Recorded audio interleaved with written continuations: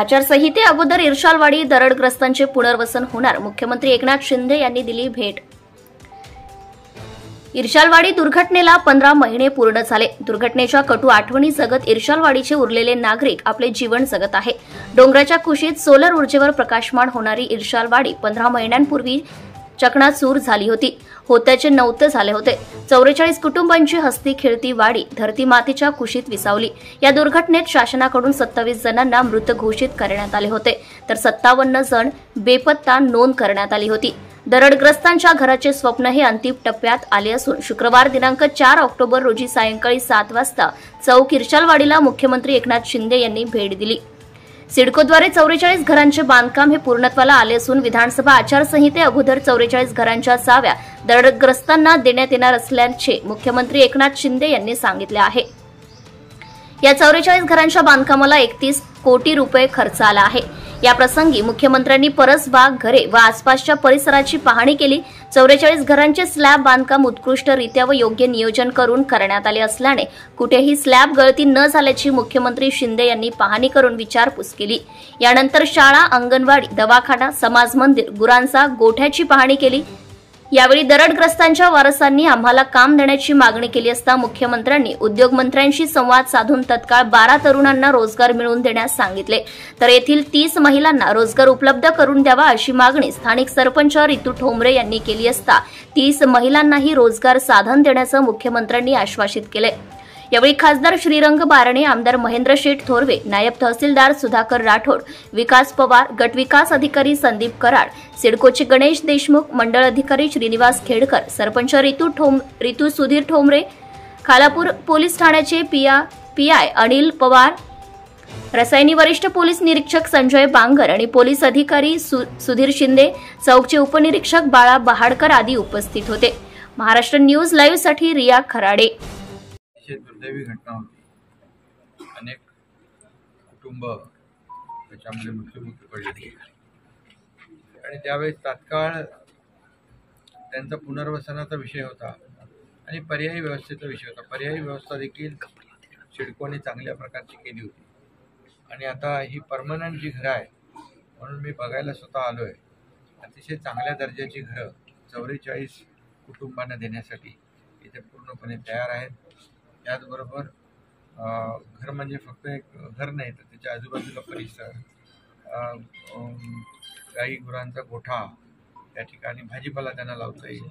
त्याचबरोबर अंगणवाडी, बालवाडी, शाळा, समाज मंदिर, दवाखाना, प्लेग्राऊंड, गार्डन, सगळ्या सोयीसुविधा या ठिकाणी सिडकोच्या माध्यमातून दिलेल्या आहेत। मला एक समाधान आहे की झालेली घटना तर दुर्दैवी आहे, परंतु जे आता नातेवाईक जी आहेत त्यांची राहण्याची कायमस्वरूपीची व्यवस्था आहे ती सिडकोने अतिशय चांगली उत्तम केलेली आहे आणि चांगलं पुनर्वसन आतापर्यंतच्या सर्व पुनर्वसनामधल्या सगळ्यात चांगलं पुनर्वसन आणि कायमची घरं या ठिकाणी सिडकोने दिले। त्याबद्दल सिडकोला अभिनंदन करायला पाहिजे, कारण क्वालिटी घर या ठिकाणी त्यांनी बांधलेलं आहे।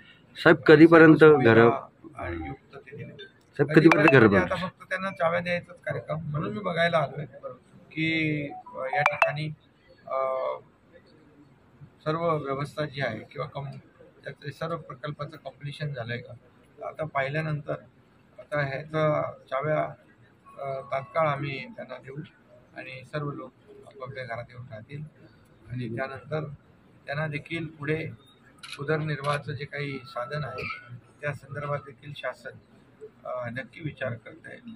आता जी मुलं सुशिक्षित आहेत त्यांच्यासाठी आपली मुख्यमंत्री युवा प्रशिक्षण योजना आपण सुरू केली, त्या माध्यमातून देखील सिडकोच्या अधिकाऱ्यांनी सूचना केलेल्या आहेत MDनं आणि आमच्या इथल्या सरपंच ताईंनी एक इथले महिला बचत गट आहे त्यांच्यासाठी देखील रोजगार उपलब्ध करून देण्याची विनंती केली आहे आणि नक्कीच उद्योगमंत्र्यांशी मी बोललो आहे आणि त्यांना देखील स्वतःच्या पायावर उभा राहण्याचा आणि स्वतःचा उद्योग करण्यासाठी जे काही आवश्यक पाठबळ पाहिजे ते देखील दिलं जाईल आणि जेणेकरून यांचा पूर्णपणे एक संपूर्णपणे या इर्शाळवाडीच्या लोकांना एकत्रित पुनर्वसन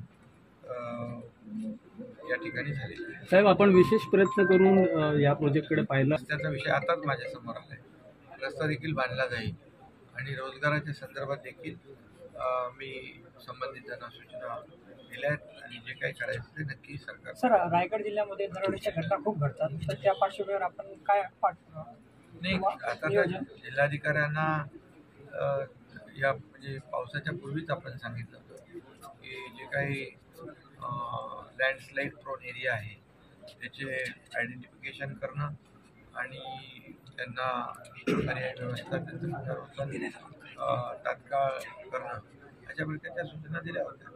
त्यामुळे मला वाटतं यामुळे भविष्यामध्ये अशा दुर्घटना होऊ नये यासाठी सरकार प्रयत्न. सर, मुझे बताइए कि अभी यहाँ पे अपनी इर्शालवाड़ी को अभी यहाँ पे जो घरों की पहाड़.